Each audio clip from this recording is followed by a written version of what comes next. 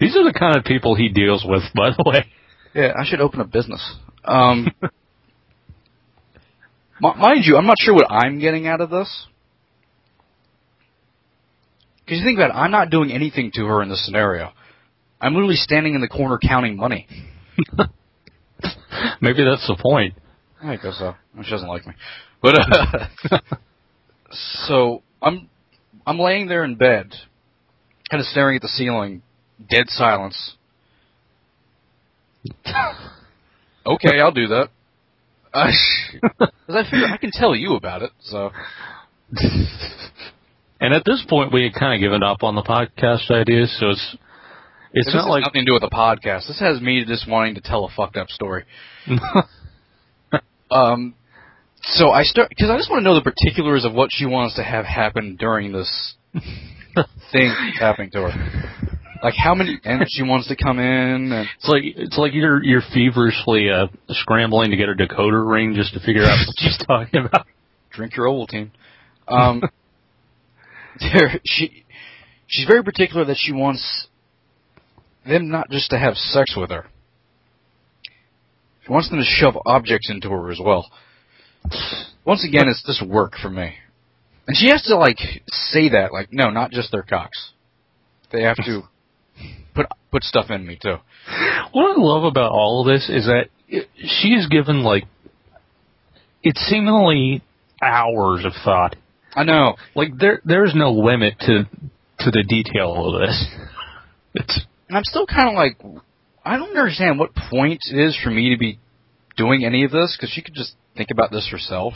She has so many details that I don't understand what purpose I serve. Anyway, so I just want to get that's the part that bothered you the most, isn't it? It really is. So I'm going through with it just to have a story to tell, and so I'm trying to throw things out there to shove in her. So I'm literally like looking around the room, like, well, external hard drive, I can't put that in her. Globe, can't put that in her. My Cthulhu bobblehead, I can't put that in her. I mean, that's just lack of imagination on your part. Yeah, a stapler. I think I ended up going with the tin can. She seemed to enjoy that. Seems painful to me. But,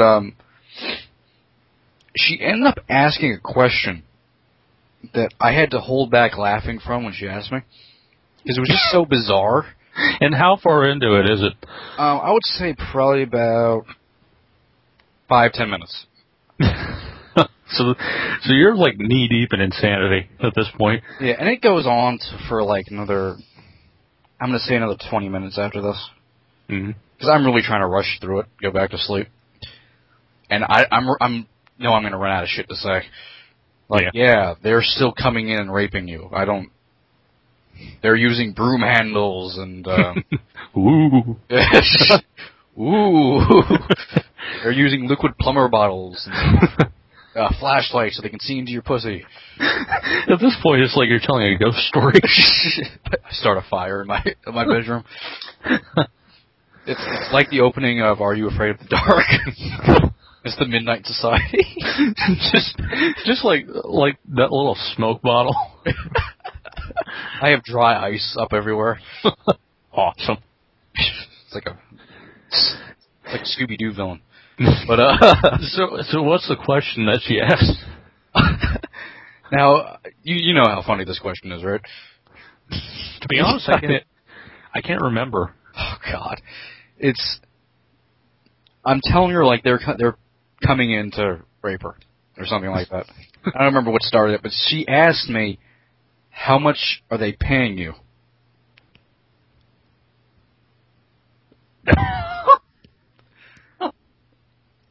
And I kind of pause and say, how much are they paying me?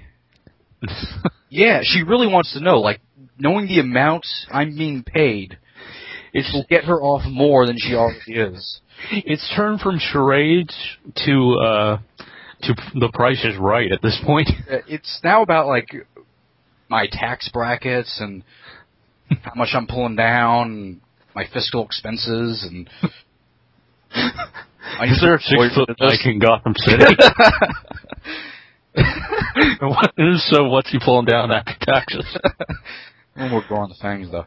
But, so my question, like, if I were in that scenario, my question would be, like, do I go high with it or do I go low? I'm like, do I go, like, does low make her seem cheaper? Or does high make it seem like I'm getting a great value out of her? Yeah, does she want to be a deluxe whore? Yeah. A deluxe whore?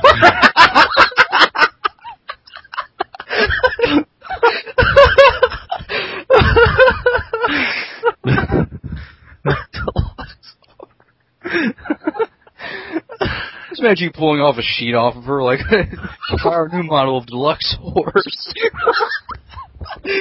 I'm dressed in a suit with slick back hair. You have a top hat on. You're also selling elixirs. Oh, God. Deluxe horse. As opposed to what, MB? A $6 whore? $6 store whore. Awesome. Oh, God. Pick up a whore at KB Toys. A TV. Walmart exclusive whore. Comes with 3D glasses. and a copy of Shrek Forever After.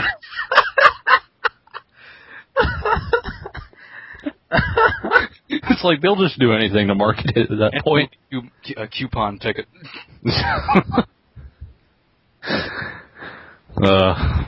Go see the next Narnia movie for half off. Just peel off of a pussy. Awesome. So, so you fought back laughter. Yeah, long pause too. Like I said, I'm trying to figure out like what's a good number to hit. Mm-hmm. What's like the highest? What's the lowest I can go on? I think without being too insulting. Yeah, I mean, I think she would want to be insulting somehow. Oh, she's that kind of chick. Yeah. So I'm just trying to figure out like what does she want from me? What does she want from me? You're screaming at the skies as the rain pours down. It's like Dan versus. We'll get into it someday. But I think I ended up at first I was like, a lot, and kind of like waited to hear anything. I'm like, $500. Make $500 off you per person. I just love how quickly you changed it up. And she quite liked that idea. Apparently 500 was her number. So she is a deluxe whore. Really? Oh, is that like the deluxe? Wouldn't it be the deluxe whore be like $1,000? Well, 500's deluxe to me, to be fair. Well, technically 100 is deluxe to me. I can't 50 is deluxe.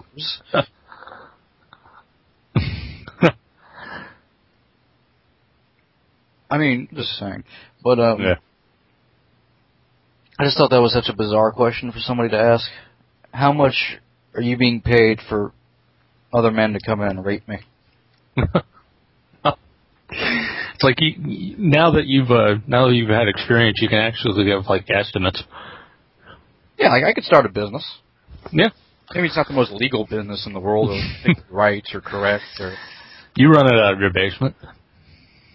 I did wonder, like, so where is this taking place in this scenario she came up with? I was thinking like a shack. I imagine like a ratty motel. You could never get away with that in a motel. Well, to be honest, it's like,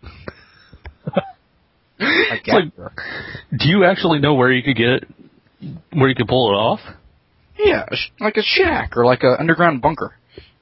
An underground bunker? Yeah, like a rape bunker. A bomb shelter. Exactly, it's a bomb shelter. Like, you ever seen The Road? No, I haven't. Yeah, you should see The Road. But they find like a bomb shelter at one point. Just, pretend like before they got there, it was just being used for rape. And not like forced rape. She's just into rape. It's where you died in the post-apocalyptic world. My skeleton's there, holding money. The money's somehow intact. As is my cheap suit. The suit ain't cheap. You ought to know you bought it. Everything, you just find a fucking Batman quote for everything. It's my skill.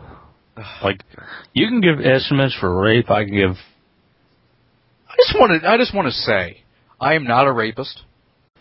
Yeah. Yeah, we really should make that clear. Yeah, I'm not a rapist. I've never... I mean, I pretended to be a rapist, I suppose, but... only because I was asked to be. At birthday parties. I'm just going to ignore that comment. Yeah. I've never been invited to many birthday parties. I really haven't. I think we get it. It's a depressing part of my childhood, so fuck you. That's why now I'm so desperate for human attention. Like, chicks calling me up, asking me to rape them. I'm like, okay. That's... I mean,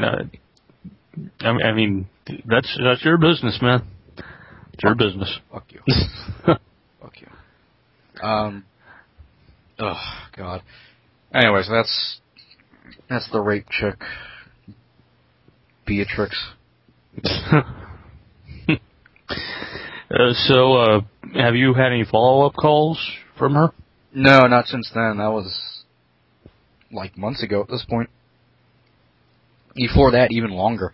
I think before that, last time I heard from her was... oh my God, when we went up to Jersey. So that was nearly a year ago. Yeah, literally like that night after I went to bed. Next morning we were getting up to go get on the train.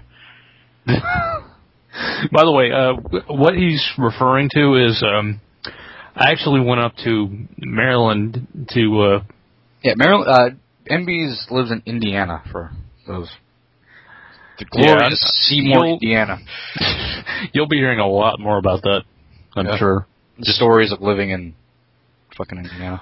Not so much as stories as just you reminding me that I live in Indiana. Yeah, not Erie, Indiana, from the Fox Kids TV show. Great show. Yeah. But yeah. Second season. But yeah, we had never actually met each other face to face before. Thank God. Before a year ago, and a friend of ours was getting married, so we decided, meet up, have some good times. Shut up. And we actually ended up meeting Ed too, which is a story in itself. But we'll tell one day. Oh yeah. But yeah, that may have set the seeds for what eventually became this. I mean, it definitely helped, I think. Oh. What do you think? I would say... I mean, I guess. I'm not even going to agree with you. I refuse to agree with you. But the trip was fun, though. Just because some interesting things happened to us while we were at the train station. I think some interesting stuff that's happened to us every time we're at the train station, though. Like, remember when we were... all 4 times? Remember when we were... it was like, what? God, what time was it? It was like 7 o'clock in the morning or something? So we're like, let's have pizza at the train station? Yeah, it was almost 8. And I think our train took off at like 8:30. Yeah, something like that. So we had pizza in Sabero's or something. Yeah. That's when that asshole who, like, rolled his eyes at me because I apparently didn't tell him there needed 2 pizzas. That still pisses me off to this day. I will just not let that thing go. Even though I know that was so obvious. Yeah, it's like fucking dick. But anyway, we sat down. Yeah. I was eyeing a Asian chick who kept walking by. Yeah, which I immediately took notice of. I'll tell that story eventually. Right. But there was like this like I was kind of looking past